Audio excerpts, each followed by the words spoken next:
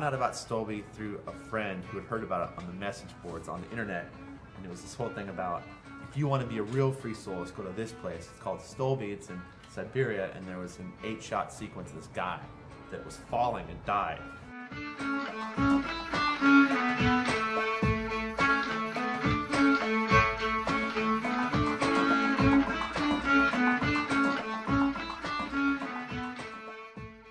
Krasnogorsk was off limits to foreigners until the early 90s after the wall fell. And no Americans had ever been to this climbing area.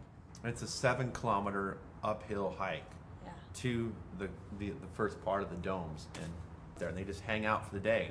They'd scramble around, they'd free solo, they'd have a picnic, they'd play the guitar, whatever. It was definitely a huge community there. That surprised us. We thought it would be more like a few rock climbers that were up there free soloing.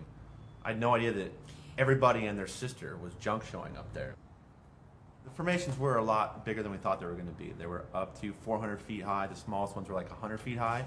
Again, these people have been climbing in Stolby for 150 years. That's their climbing history. So the routes that get done a lot are like super, super slick. I thought it was just going to be like a day out soloing, where you're typically by yourself or maybe with one other person, and you're in secure hand jams. And this was on-site soloing, and it was in a mass of people. So you were sort of just like shuttled along, and all of a sudden you're like, oh my God, I'm free soloing. Before you even knew what you were doing, just you're just like on a 5'9" slab. You're just like heading up some 5'9" slab with 300 feet of exposure before you even know what's going on. And they would like point to a foothold, and if you didn't use that certain foothold, they'd be like, no, no, no, no. They'd like take your hand or your foot and move it to the right spot, which is super unnerving when you're like 300 feet off the ground, soloing 5'8" or 5'9", to have people like touching you. You really don't want that. But there, people were just like, oh, I'm coming through really quick, and just all over the place. And you're just like, it's just... Here, let me spot you. Then they have this way that they use each other's bodies for handholds. It's like a carnival on top. Yeah. Let's just say I would never be on top of these summits, for the most part, unroped. And there were dozens of people just hanging out. They went back down the exact way they came up. There's no wrap stations. You don't have ropes, so you have to just climb down. So there's this huge cluster of like people going up, people going down, and like no one's really dialed in, so everyone's kind of like climbing over each other and so chaotic, jacked over. People were like laughing about it, and there's just people like kind of freelancing way over the side, and but no one's stressed or freaked out. Oh yeah, then we saw this guy doing the down climb face first. That's another big cultural thing we didn't really get. But what they do is they descend certain parts of the climb head first, like Superman style, head first. And when we first saw this, we were like, again, we're just like, what the hell is going on here? It looked like a special effect. Yeah. And they go just like, they're just like really fast, and they just go head first, hands first, and just like slide down these things. Slide between holds. Yeah, and one slip. I mean, they're super slick, so it's like, there's not like there's jugs. I mean, he's just like palming his way down, and then it's a sheer drop off. Yeah, you can't blow it. We saw a few people that had the traditional shoe, which is kind of like this rubber garden clog. It was black and it was tied on with laces, and which actually, it worked quite well. People wore anything. They didn't care. They went barefoot. A lot of people went barefoot. We woke up on day 3, and it was dark and stormy and windy, and it was just one of those days I wanted to stay in bed and not go climbing. We went out to climb Stolby 2, which I said earlier has a reputation of being difficult. We're at a super exposed stance is where we were. Yeah. It's kind of like these ledges, just some exposed sections. We'd already seen Valeri struggle up one crack that he probably shouldn't have been climbing on. Mm-hmm. And it was definitely like, okay, this looks, harder than normal. And we get to this exposed ridge, and we have this final slab to go up, and it's obviously hard. It gets blank and it's super slick looking. And Valeri, who's been climbing there for over 50 years, mm-hmm. goes first to show us the way to go. He slips. He just disappears.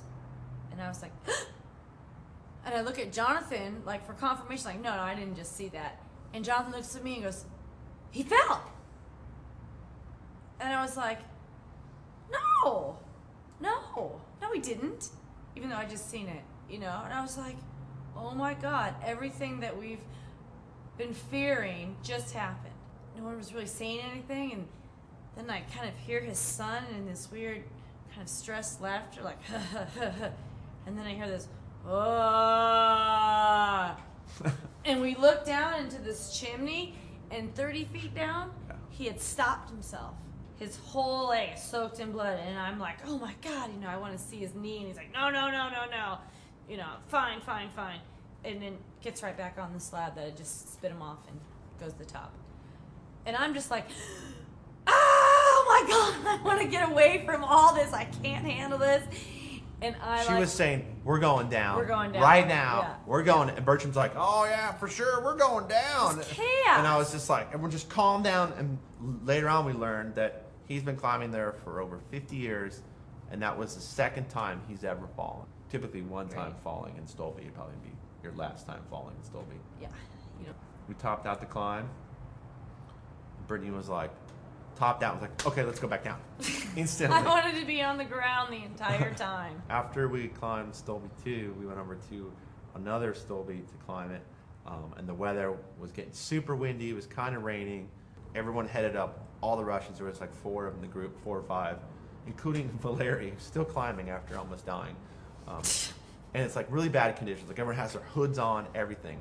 But no one seemed to think that it was cause to turn back. And I wanted to keep going, and she was yelling at me to come back down. And I was like, just relax. And you had yelled up, you know, if you die, I'm going to be so mad at you. Come down right now.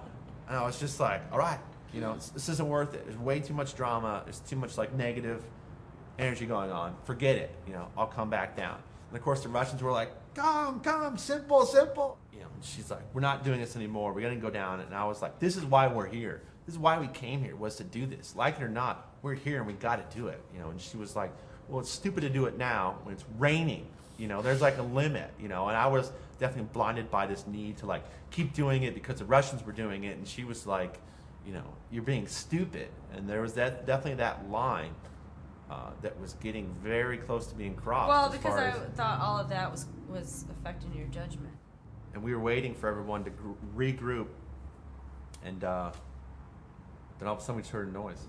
Yeah, I heard this big, like, wham, this thump. And I looked over and I saw something falling. And it was brown. I thought, you know, oh, it's a pack. It had a scraping sound to it as though someone had dropped a pack from far up. But it was really loud. And I looked at Jonathan and I was like, what was that? And he looked at me and said, it was a pack. Kind of not too convincing. And I was like to myself, oh God, if that was a pack and made that much noise, I would hate to hear what a body sounds like. And so I'm kind of in that morose thought and for I don't know how long, and then I notice that Jonathan's gone. He's not at my side anymore. And I start to notice the vibe has changed. Like I hear people talking in hushed Russian. I see people on cell phones. And now I'm starting to panic. Like, where's Jonathan? What happened? You know? And so I go down to where I see people starting to walk down. And I see our guide, Oleg, and another guy hunched over something. And I see Jonathan. He's standing up. And I was like, Jonathan! You know? And he turns around, he looks at me, he's just like, get back, do not come down here. Because he had seen, you know, that it wasn't a pack. It was actually a boy that had fallen on the same down climb that we had just, you know, gotten off of. Mikhail, who we were with, walked over behind me. He sort of stood behind me for a little bit, and then he said, you know, in his broken English, he said, I'm sorry, but in Stolby, this is normal. You know, and that was definitely alarming to hear him say that. You know,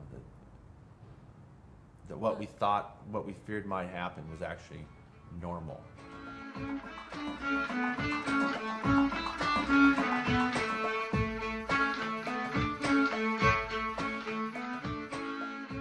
They know about climbing ropes. They know about harnesses and carabiners. They know that they're used places. There's people in Krasnogorsk that have climbed in Antarctica and the States, all over the place. So they're aware of climbing technology. But for whatever reason, whether it's pride or whether it's ethic or whether it's just culture, they choose not to climb with ropes or anything over there. And they're very, very proud of that. They're just like, yeah, this is how we climb. This is how we play on these rocks.